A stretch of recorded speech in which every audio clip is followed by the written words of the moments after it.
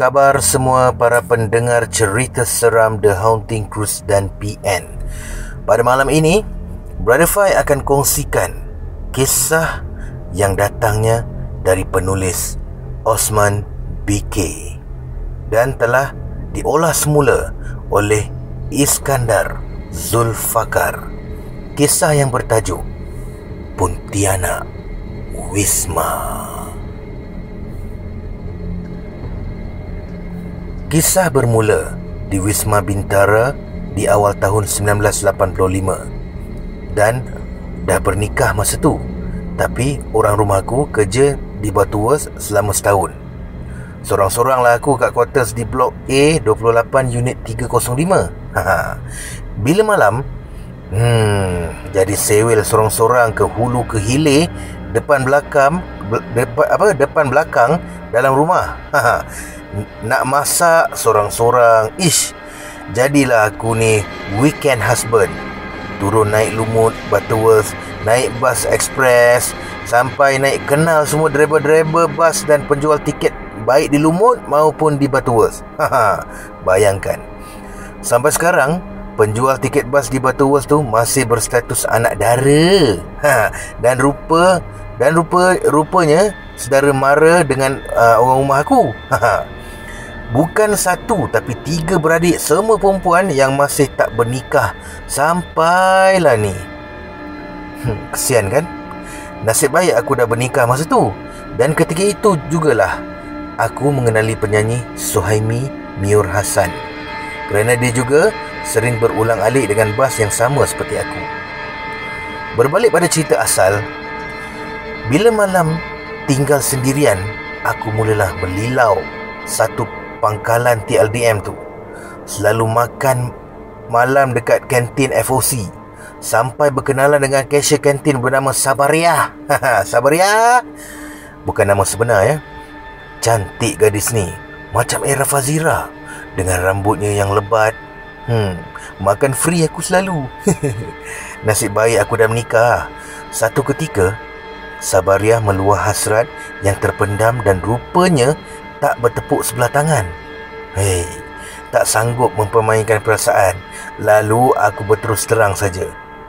Dia hanya tunduk, menitiskan air mata dan hingga kini masih bersendirian. Berdosakah aku padanya?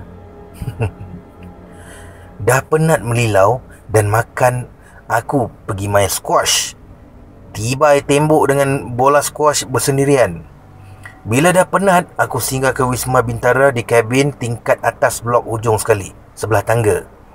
Kabin tu milik rakanku yang juga bersendirian. Tapi jarang-jarang ada di kabin. Jadi aku masuk dan tidur di situ sementara menanti dia balik yang tak tahu masa lah. Jadi aku pasang radio kuat-kuat dengan lagu-lagu pilihan dari jam 9 hingga 12 malam. Popular betul stesen radio ni waktu tu. Bila tertidur dan kemudian tersedar jam 2-3 pagi, tapi rakan kabin masih tak balik-balik lagi. Sunyi dan sepi. Nak terkucil tapi tak berani nak ketandas dekat ujung nun sana tu. Rasa macam 1 kilometer jauhnya. Dah lah tu lampu memanjang je rosak. Bergelap.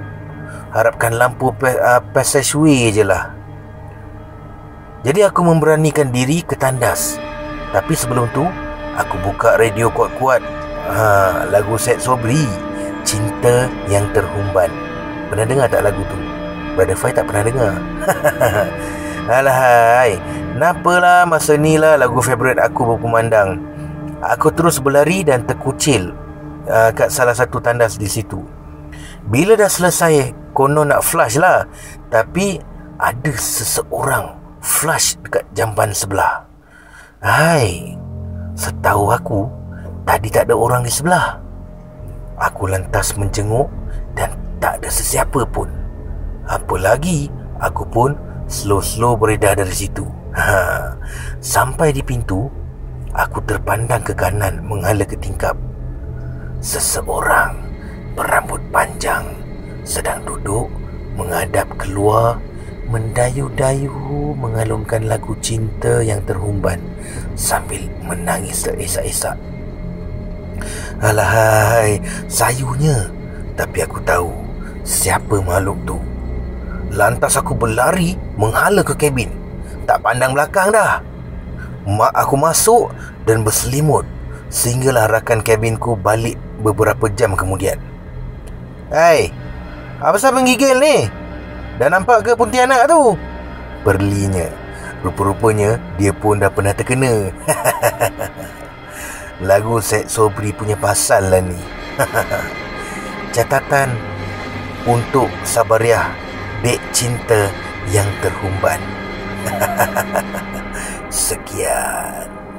Baiklah saudara, kisah yang kedua ini datangnya daripada Rashid Salim. Kisah yang bertajuk Misteri Cahaya di Tengah Hutan.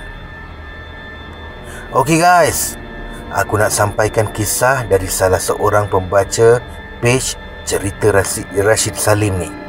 Dia nak aku sampaikan pengalaman dia pada korang lah.